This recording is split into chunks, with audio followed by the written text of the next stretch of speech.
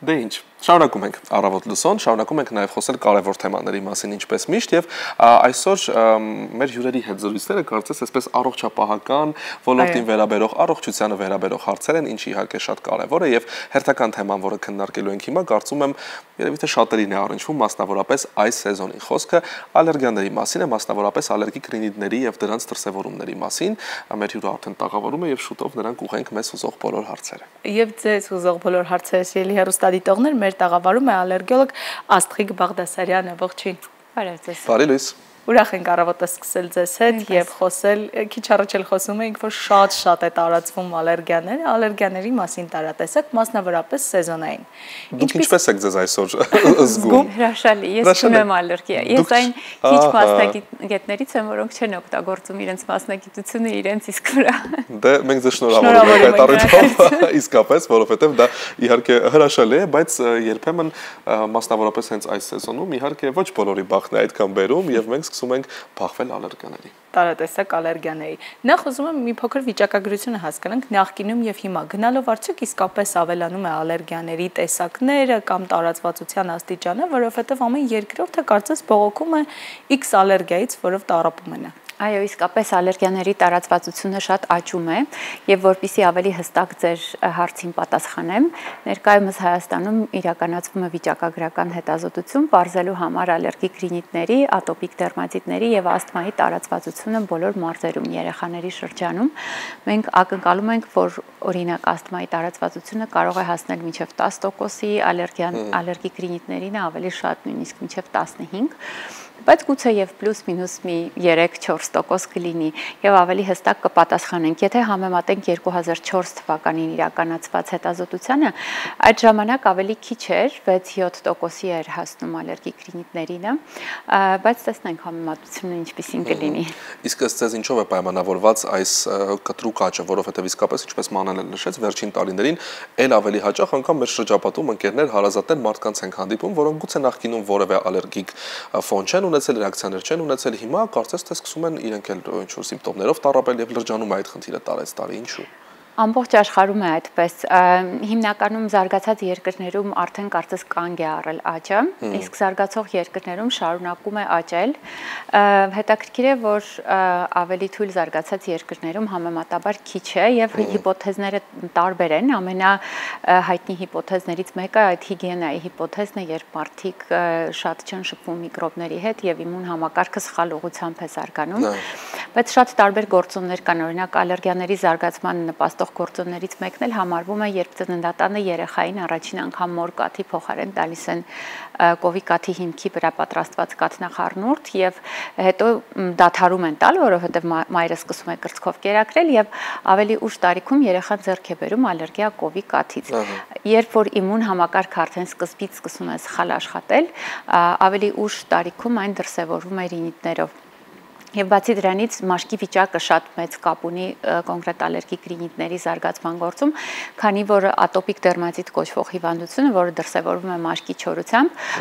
ուղիղ մուտք է հանդիսանում սենսիբիլիզացիայի, այսինքն գերզգայունության զարգացման, որն էլ հետագայում դրսևորվում է ալերգիաների եւ ասթմայի ձևով։ Նշեցիք, որտեղից կարող են օրինակ նորածինների դեպքում X ալերգիան առաջանալ, բայց ինչպես կարող ենք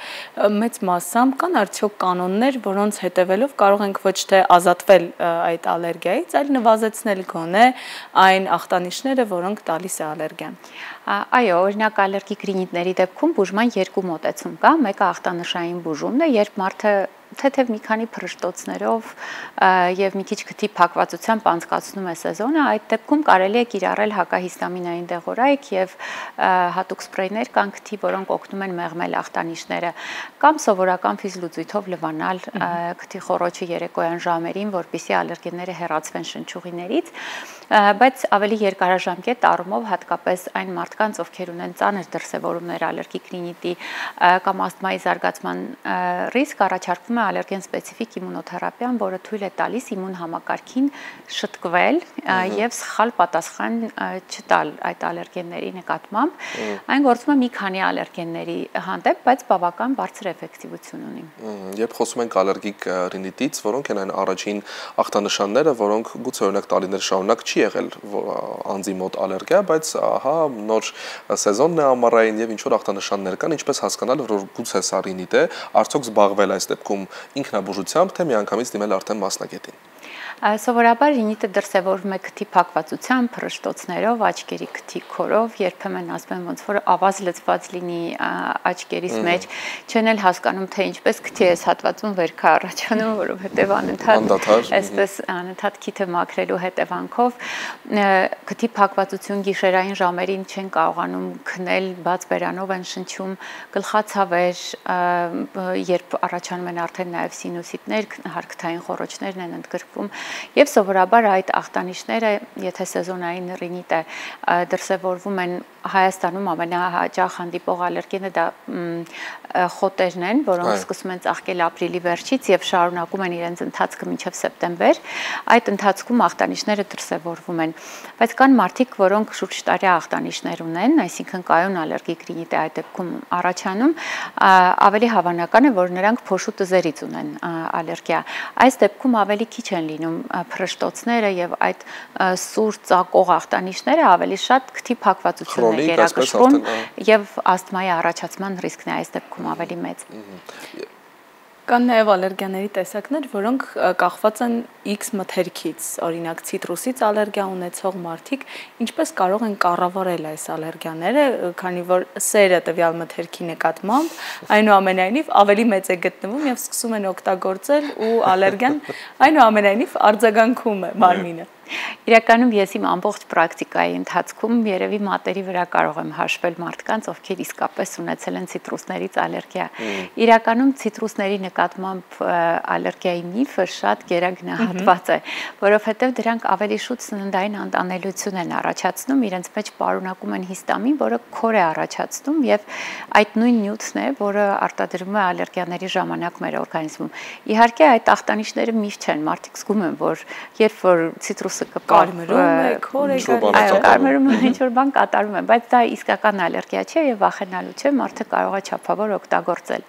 Իսկական ալերգիաների դեպքում շատ վտանգավոր ախտանիշներ են առաջանում, օրինակ կիվիից կարող է առաջանալ, որը կարող է խաչաձև ալերգիա նաեւ առաջացնել լատեքսի հետ, եւ այդ դեպքում ալերգիան իսկապես վտանգավոր է, բայց այն ցիտրուսները, որ մենք ամենօրյա օգտագործում ենք, նարինջը, մանդարինը, սովորաբար չեն առաջացնում ալերգիա իսկական։ Այ դուք ձեր խոսքում նշեցիք հենց միֆերի մասին, մենք սովորաբար երբ հատկապես առողջապահական ոլորտում աշխատող հյուրեր եւ մասնագետներ ենք ունենում, միշտ դրանց հարցնում ենք միֆերի մասին, որովհետեւ դուք շատ եք իհարկե շփվում բուժառուների հետ եւ վստահաբար միֆերը շատ են, դուք որոնք կառանձնացնեք, որոնք են այսպես ամենաանհեթեթները, բայց գուցե նաեւ ամենատարածվածները։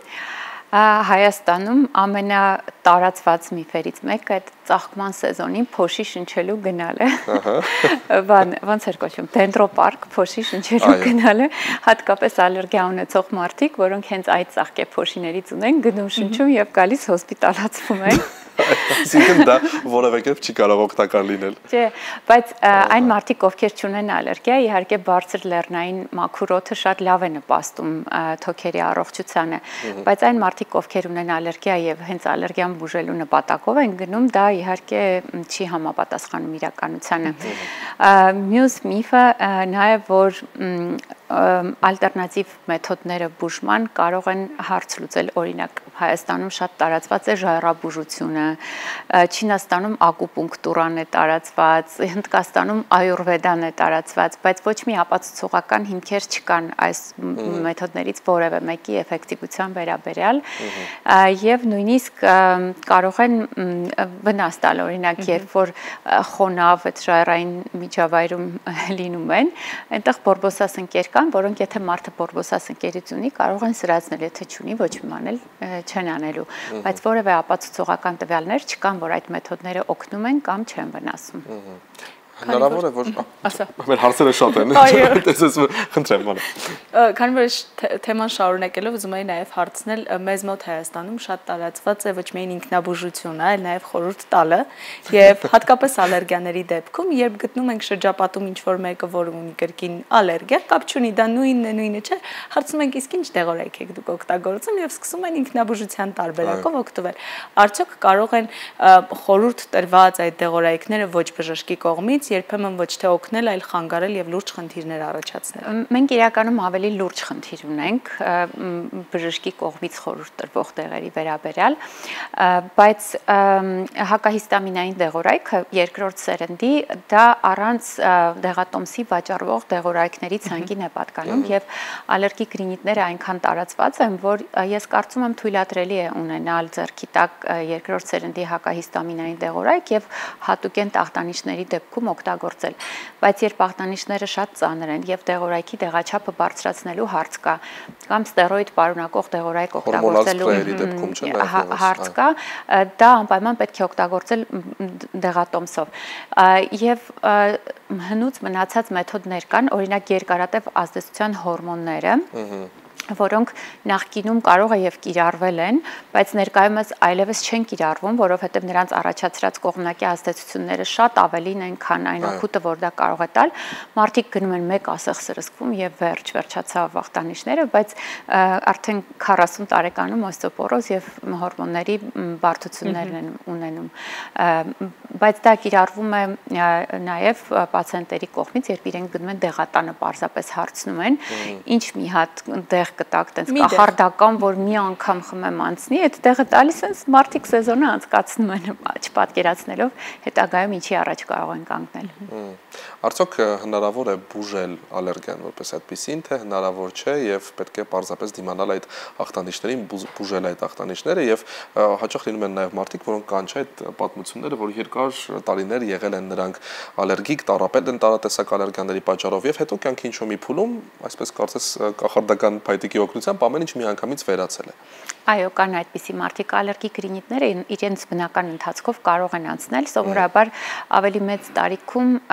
իմուն համակարգը ընդհանուր առմամբ թուլանում է եւ թուլանում է նաեւ սխալ իմուն պատասխանը եւ ալերգիկ ռինիտը մեղմում է ավելի մեծ տարիքում։ Մարդիկ կան, որ ծերության չհասնելով էլ կարող են